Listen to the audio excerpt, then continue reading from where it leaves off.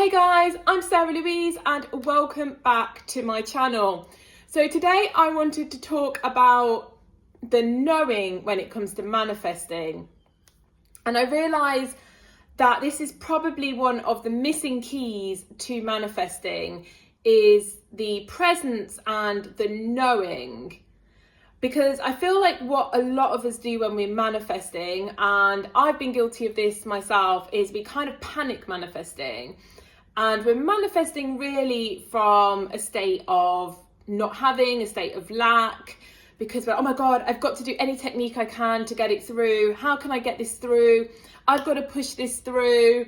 I'm going to affirm 100 times a day. I'm going to do this. And I'm not saying there's actually not a place for that. I think sometimes nearer the start of your manifesting journey, you just have so many limiting beliefs and you're so unaware of them and you're thinking about these things all the time anyway. So, sometimes you do have to go hard at it at the beginning. And I'm not saying that this should be everyone's journey from the beginning, but I think where I'm at now with manifesting is wanting to find, I think I've said this in videos before, but wanting to find that ease of manifesting. Because if you truly know something is coming, or you're relaxed about it, you don't even have to know. I've manifested loads of things that I don't know are coming, but I've been very relaxed about them. Like whenever I've gotten things through, I have brought things through from panic manifesting, but generally they haven't lasted and they haven't stayed.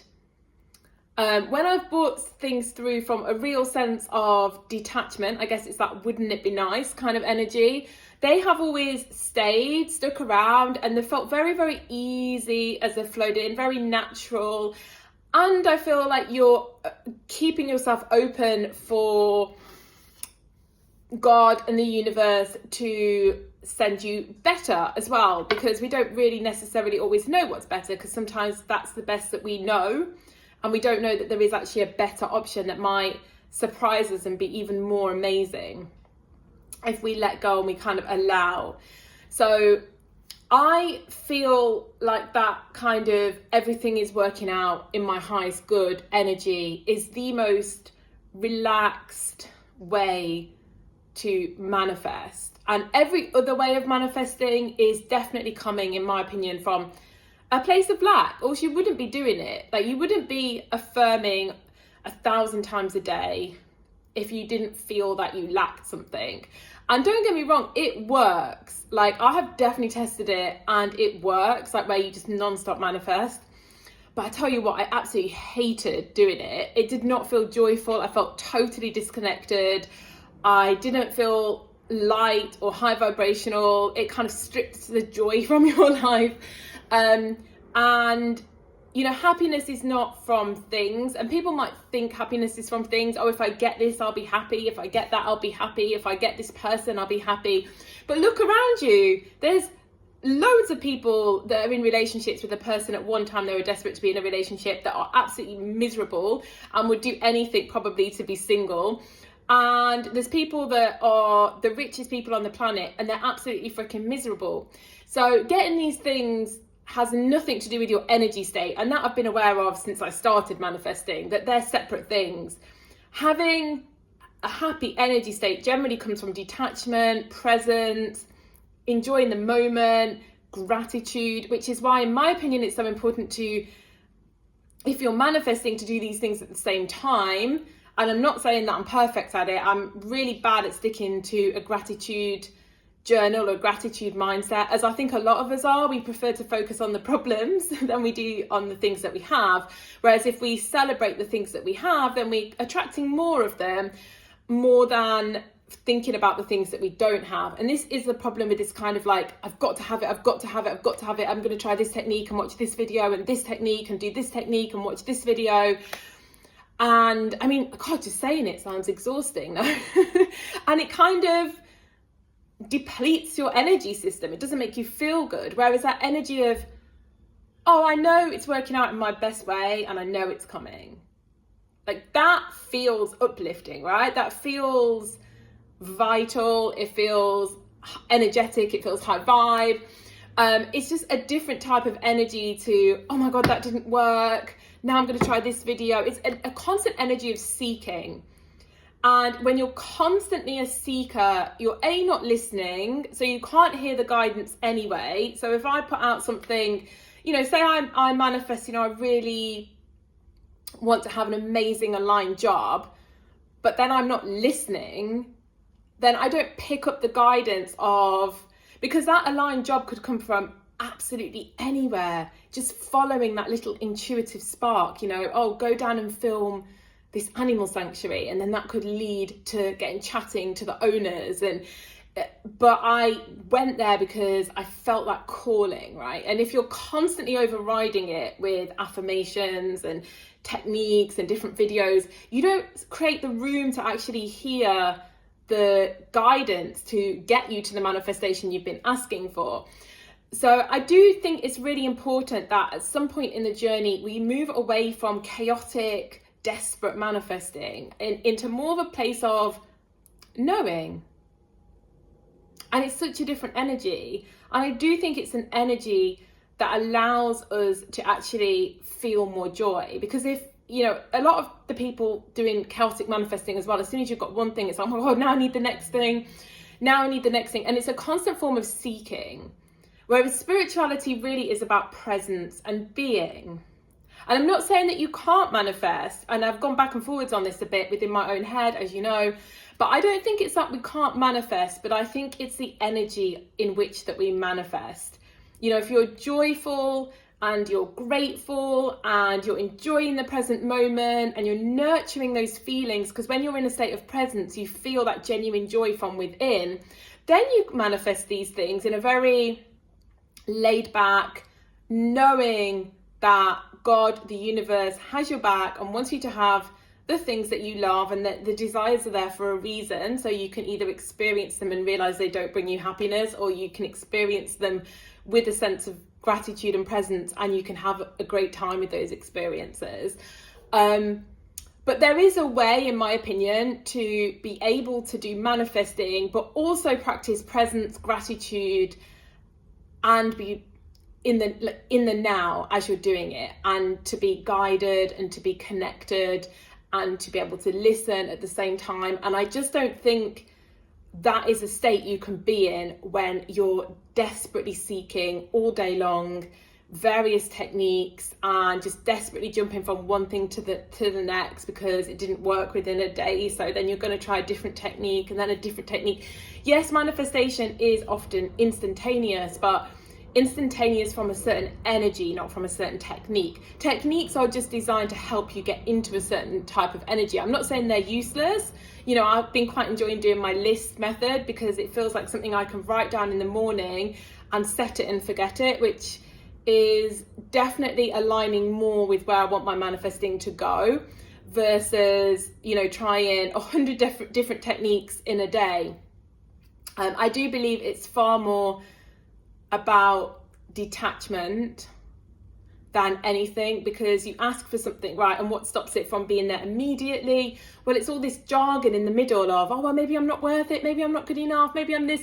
And, we can unravel it like this, but I also think that you can let go as well, and you can be like, okay, I want this thing here, and I'm here, and I could just allow it and trust that by allowing it and not engaging in this energy here, by finding surrender, by meditating, by thinking about gratitude, these are other ways that are going to make you feel better in the moment and help you align with that version of yourself that has the thing that you want.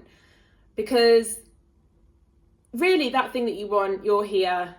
And you could just be here, right? If there wasn't all this stuff in the middle, all these kind of limiting beliefs, fears, doubts, worries. So you just need to get from there to there. And yeah, you can do all the shadow work and work through all that stuff.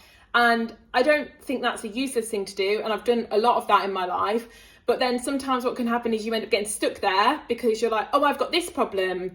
And I'm anxious attachment and I'm disorganized attachment, and then you affirm that a bit more and then you read about it more and then you're stuck in it, right? Versus just be like, well, I can see that I have these things in the middle, but I'm actually going to relax and I'm just going to trust and know that it's mine. And I think that shortens the gap actually quicker than getting too involved in this soup in the middle, of frantic energy. What you don't want to do is join that loop in the middle and add more frantic energy to it. You kind of want to dissolve that frantic energy because, that's all the stuff. It's just all this junk in the middle that's stopping you. So actually, the more you detach from this junk in the middle, the sooner you can kind of be on this timeline and you can bring the two together, right? You've just got to dissolve this stuff in the middle. And do you dissolve it by like jumping in and adding to it? Or do you dissolve it by just allowing it? Allowing it and allowing it to dissolve. And I'm not saying that that's always going to work because, when we're earlier on in our journey, sometimes you can end up, if you don't go into it at all, I feel like sometimes you can end up doing a bit of spiritual bypassing. But I feel like there's a point when you can go into it too much and only you know the answer to this, but you can end up going into it too much and then identifying with all these things in the middle, like, oh, I'm an anxious attacher, and then you're kind of just keeping it going, right? And you're jumping in, because I think it's Ram Dass that says that when something isn't a trigger for you and it doesn't exist within you, those things will just pass through. So they won't trigger you anymore. They only trigger you if that thing exists within yourself. And I think that's the same with the gap between you and the reality of the version of you that is attracting the things that you want or has the things that you want in that reality. It's like if you're still reacting to this middle stuff, then you're going to keep yourself away from it, right? Because you're still reacting to the stuff that's in the way. So, you're here, your desired reality is here, and then there's all this stuff in the middle. And if you keep reacting to that stuff, you stay there in the middle, right? If you stop reacting to that stuff, then it can just pass through you and it allows this reality to align. So probably waffled a little bit here. I'm not very good at organising my videos. I just jump on and talk and then upload. Otherwise, I would never make videos. It's the only way I can ever make videos. So excuse the waffling in the middle. I do sometimes try and edit it out.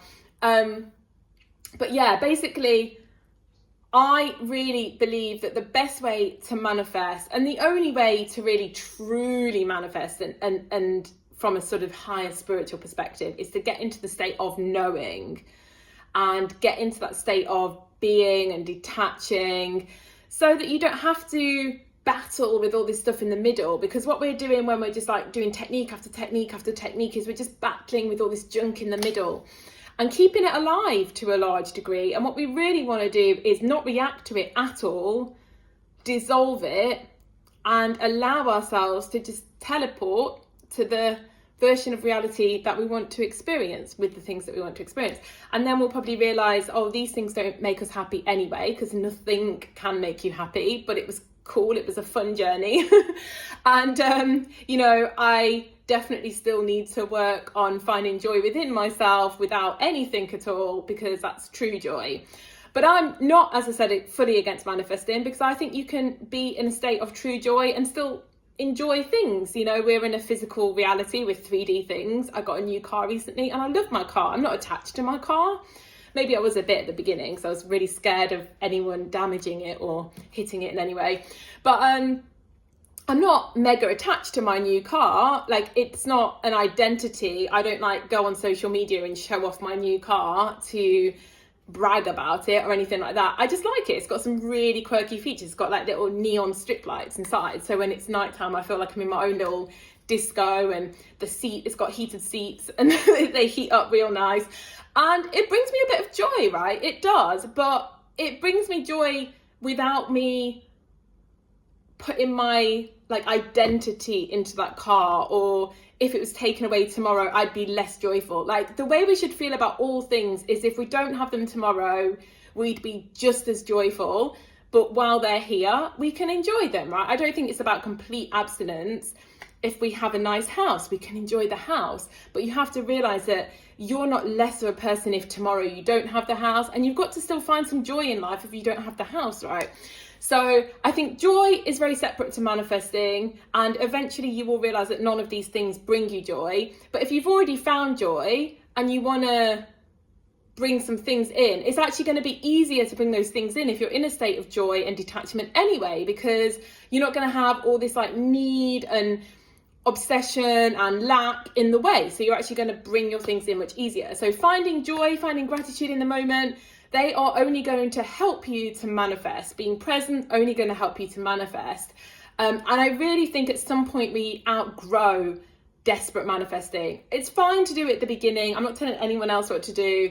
I definitely did lots of desperate manifesting. It helped me prove that the law was real.